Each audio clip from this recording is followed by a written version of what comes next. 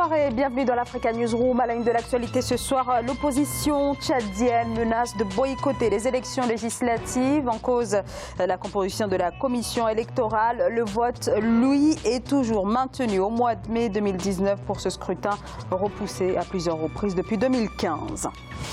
L'agriculture, véritable pilier de l'économie marocaine. Le secteur représente aujourd'hui 20% du PIB du royaume et 40% des emplois. L'agriculture, un véritable moteur clé de la croissance marocaine.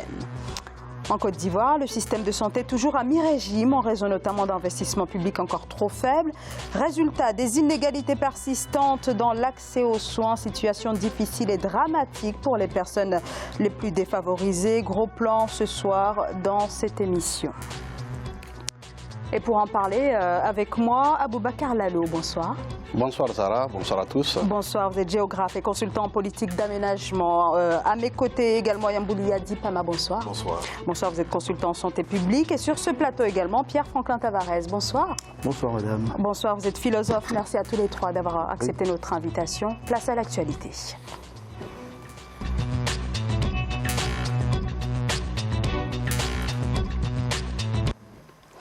Au Tchad, les élections législatives vont-elles pouvoir se tenir en mai comme prévu? Rien n'est encore sûr car la composition de la commission électorale continue de diviser la classe politique. Sa composition pose problème pour l'opposition.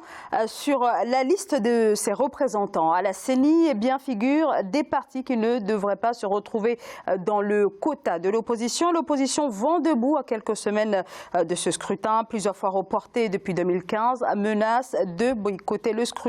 Reportage Mamat Ramadan, Nelly Claude et Bessa. Au Tchad, quelques jours après la prestation de serment des membres de la Commission électorale nationale indépendante, l'opposition menace de boycotter les élections. Elle reproche au cadre national de dialogue politique de n'avoir pas pris en compte les requêtes relatives à la composition des membres de l'organe chargé d'organiser les élections. La loi dit que la CENI est composée des partis politiques représentés à l'Assemblée nationale et ceux représentés dans les communes. Donc pour nous, c'est qu'il y a violation des textes. Il faut rectifier les erreurs afin que nous partions à des élections avec le minimum d'espoir d'aller à des élections libres et transparentes. Pour le cadre national de dialogue politique, les membres de la Commission électorale nationale indépendante sont désignés de manière consensuelle. Par ailleurs, les requêtes de l'opposition sont en train d'être examinées, mais en attendant, le processus doit continuer pour rattraper les retards déjà accusés dans l'organisation des élections. Nous allons voir avec cas par cas.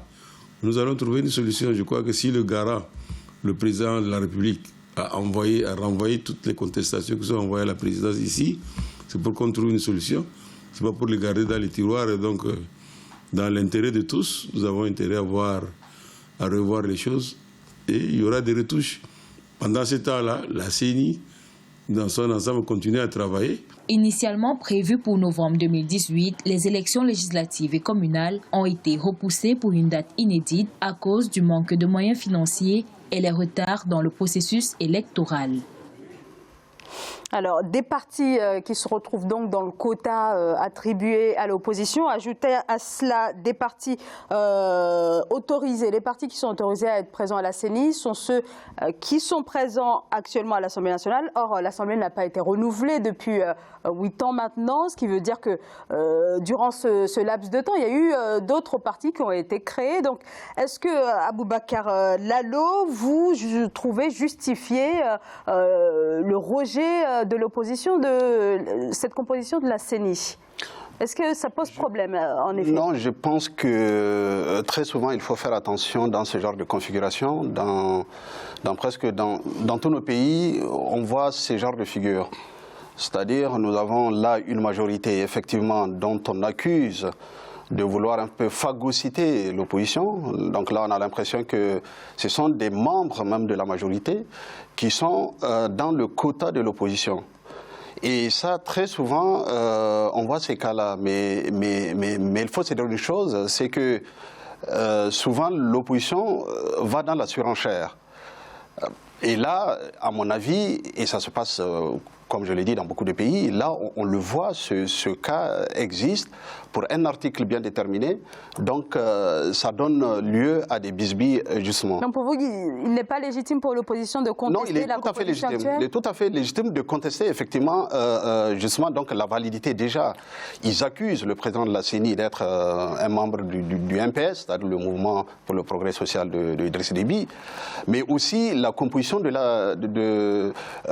justement, de ce CNDP, le cadre national de dialogue politique, puisqu'il y a 15 membres de la majorité et 15 membres aussi de l'opposition. Et très souvent, ils doutent même de la qualité, effectivement, donc, de ces membres-là.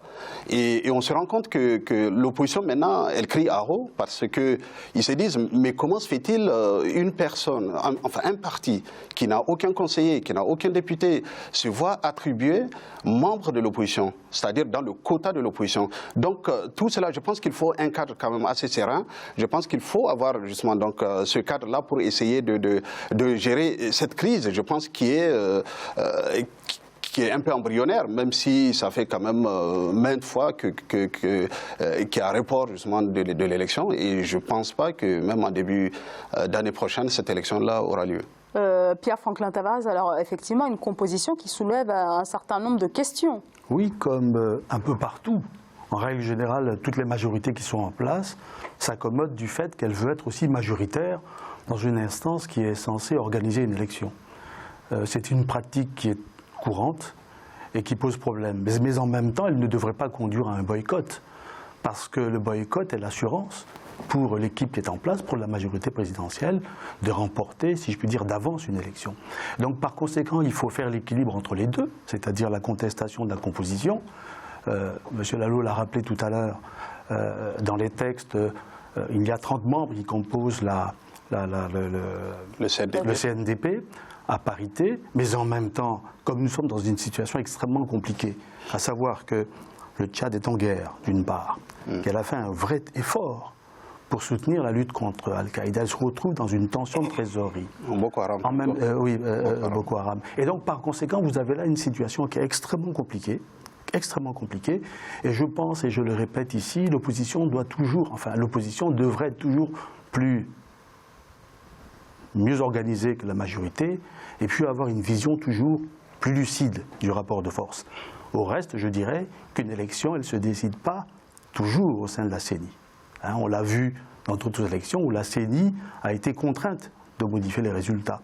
Par conséquent, je crois que le véritable enjeu ne se situe pas là, c'est dans l'organisation elle-même, la couverture du processus électoral dans les bureaux de vote et le contrôle électronique de la transmission des résultats.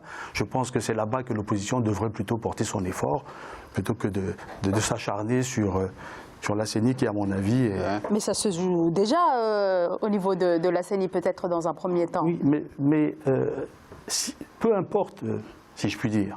L'élément central, c'est le contrôle effectif à la fois du déroulement du scrutin, le contrôle de la mise aux urnes des bulletins, d'une part, et puis après la retransmission. C'est ça qui est important. Ça, si vous ne le faites pas, c'est difficile. Si vous ne le faites pas, à mon avis, pour ce qui connaît les processus électoraux, c'est que c'est là-bas qu'il y a les... Alors, donc, quand on va ailleurs, c'est qu'en général, on a presque à déjà demi-perdu une élection. Yamboulia Dipama. Moi, je pense que je rejoins Tavares en disant qu'il faudrait qu'il y ait l'arbitrage nécessaire au niveau de l'opposition entre cette volonté de boycott du scrutin et puis le regard qu'ils doivent avoir au niveau de la composition donc, de cet organe en fait, qui est chargé d'organiser les élections, donc leur CENI. En fait, dans beaucoup de pays... cette CENI, en fait, elle est soit autonome, indépendante et autres. Ce sont des terminologies juridiques, en fait, qui sont peut-être importantes. Mais au fond, c'est la composition elle-même de l'organe. Et cette composition, on se rend compte, sans rentrer dans comment dans plusieurs pays c'est fait, mais cette composition, elle a une partie où le parti majoritaire, en tout cas, essaie, un temps soit un peu, de pouvoir gérer la composition de ces membres-là, parce que cette commission, c'est elle qui doit désigner la légitimité des candidats, c'est elle qui doit tracer le processus électoral, donc le fichier électoral, le recensement et autres, c'est elle qui doit valider non seulement les candidatures, et proclamer les résultats. Donc ça veut dire qu'en ce moment-là, il y a quand même un regard que l'opposition doit avoir dans tout ce processus et dans toutes ces étapes au niveau de cette commission pour pouvoir véritablement avoir de l'impact. L'autre aspect également que je trouve, que j'aimerais dire à l'opposition tchadienne, c'est que le boycott, en tout cas, d'une élection à effet immédiat n'a jamais rapporté quelque chose. En tout cas, exception faite dans certains pays où il faudrait, ou dans le cas où ça a apporté quelque chose, c'est qu'il y a eu une volonté de transformer structurellement les réformes, ou en tout cas interpeller les bailleurs sur la visibilité ou la crédibilité de ces résultats. Si l'opposition boycotte ces événements, ces élections, ça veut dire que sur le long terme, peut-être que ça peut apporter quelque chose, mais sur l'effet immédiat, ça ne rapportera pas forcément fondamentalement de réformes, sachant dans quelle mesure Déby, en tout cas, a mis des balises d'une certaine façon pour, j'allais dire, s'éterniser au pouvoir. Alors, Pierre-Franklin Tavares, je crois que vous vouliez intervenir. Non, je voudrais bien insister sur la lucidité des oppositions. Ouais. Quand vous êtes majoritaire, l'instinct, c'est tout de suite de contrôler la CENI. Toujours. Voilà. Et il ne faudrait pas mener une bataille dont on sait qu'elle est presque perdue d'avance. Bien évidemment, la CENI est un organe important, mais en même temps, même si vous êtes majoritaire au niveau de la CENI et que vous ne contrôlez pas le processus de vote en lui-même, à la fois dans le dépôt des bulletins, mais aussi dans la retransmission des résultats, tout ceci est vain. Et c'est pour ça qu'à mon avis, je pense que l'opposition fait une inversion du point essentiel au Tchad. Et donc j'aimerais attirer son attention sur cet aspect-là. Aboubacar Lalo. Oui, je pense que c'est le même constat qu'il faut justement dire en ce qui concerne la situation tchadienne. On a l'impression effectivement que l'opposition, elle part perdante. Donc, c'est comme s'il n'y a plus d'espoir. Et on manque de marge de manœuvre. Oui, il y a peu de marge de manœuvre. Déjà, leurs dirigeants, ce sont des personnes, quoi. Ce sont des personnes qui sont très peu connues.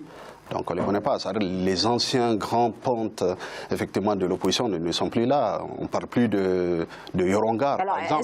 Est-ce que cette faible marge de manœuvre provient du fait que, comme vous dites, les personnalités de l'opposition ne sont pas connues, ou alors ça vient du régime? De toute façon, c'est le jeu démocratique. On a quand même des grands opposants très connus de la scène politique tchadienne. Si après, un membre de l'opposition va avec la majorité, je pense que ce n'est pas la faute souvent de la majorité. C'est un jeu politique, il faut le faire. On joue de la politique là. Donc je pense que...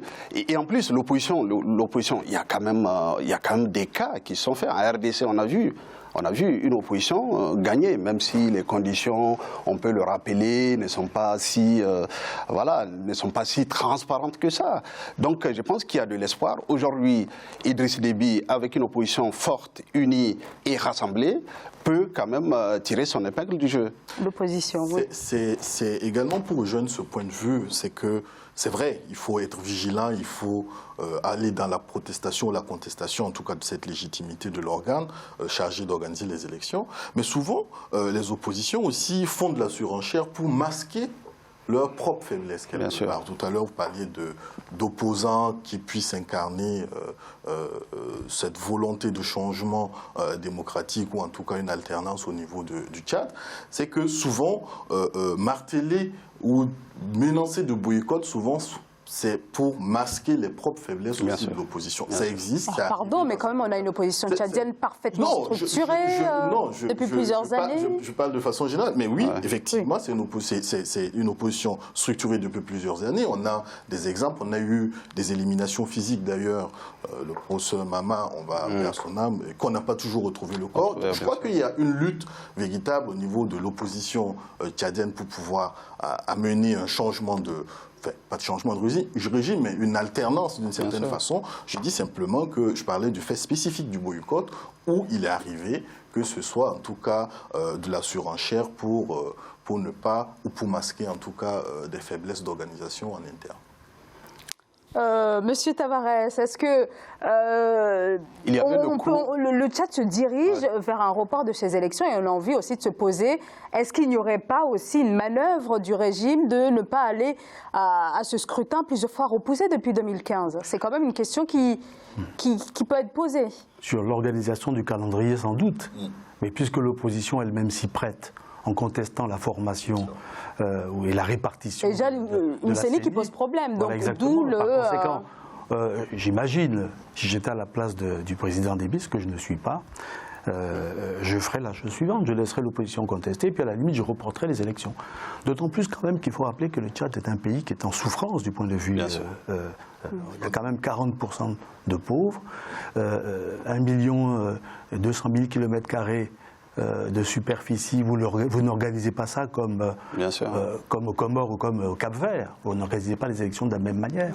Et puis en même temps, il y a toujours cette difficulté démocratique qui consiste à couvrir les frais indispensables aux élections. 70 milliards pour le Tchad aujourd'hui, ça ne se trouve pas aussi facilement. Et par ailleurs, il y a là une dépendance vis-à-vis de l'extérieur, des grandes institutions internationales, etc. Et ce qui fait que, moi, de mon point de vue, je pense qu'il faudrait gagner, il faut être raisonnable, et puis gagner au moins 6 mois, et là, véritablement se préparer à de vraies élections. Mais en même temps, on voit très bien que les grandes chancelleries n'ont aucun intérêt à ce que Déby soit perdant, parce qu'aujourd'hui, il est quand même la colonne vertébrale de la lutte antiterroriste dans la sous-région. Voilà. Il a, du moins l'État tchadien a injecté beaucoup d'argent à un moment où les autres États, y compris la France, n'apportaient pas leur concours budgétaire. Et donc, par conséquent, quand on sait comment les choses se passent, je vois mal aujourd'hui une opposition gagner les législatives. En plus, il faut dire que l'opposition, elle part quand même en ordre dispersé. Donc, ce n'est pas une opposition qui est rassemblée pour le moment. On espère bien qu'elle se rassemble effectivement et qu'elle soit encore plus forte. Je pense que, et comme je l'ai dit encore une fois de plus, je pense qu'elle peut tirer son épingle du jeu. Et effectivement, la situation sécuritaire, la situation économique en général, parce que la situation économique, elle est catastrophique au Tchad. Ça, il faut le rappeler. Donc l'opposition pourrait éventuellement remporter le vote populaire. Ah, bien sûr. Compte tenu du contexte. Dans le sud où la région de Sar, la région de Mondou, où effectivement Déby n'a pas cet électorat-là, parce qu'il a l'électorat du centre et du nord, Déby, et de l'est, un peu sa région natale. Mais la région la plus démographiquement importante, c'est la région de Sar et de Mondou. Et là-dessus, je pense que l'opposition, si elle est rassemblée, elle peut vraiment rassembler là presque 65% de l'électorat tchadien. Faudrait-il déjà que ces personnes soient enrôlées sur le fichier électoral? Ah, mais bien sûr, il y a ce problème-là du recensement, du recensement électoral. Donc, et de couverture du pays. Et en préparant l'émission, j'ai vu qu'il y a une loi électorale par rapport au découpage administratif véritablement qui a été fait récemment, qui n'est même pas entérinée par l'Assemblée nationale. Donc, même si cette CENI existe, comment elle se calque sur quel découpage administratif pour pouvoir couvrir l'ensemble du territoire. Donc il y a également aussi des problèmes par rapport à la couverture générale. Et puis il faut rappeler que le découpage est favorable à Déby. Oui, forcément. Et l'enrôlement reste un gros problème dans tous les pays africains, dans toutes les démocraties nouvelles, on va dire. C'est que il y a beaucoup, en zone urbaine, qui s'égosillent beaucoup, véritablement, mais qui, en zone rurale, les gens sont sur des volontés immédiates, de besoins immédiats à satisfaire, et que donc la politique politicienne ne les intéresse pas, et l'enrôlement encore moins. Eh bien, merci beaucoup pour ce décryptage. On marque une très courte pause. On se retrouve dans quelques secondes. À tout de suite.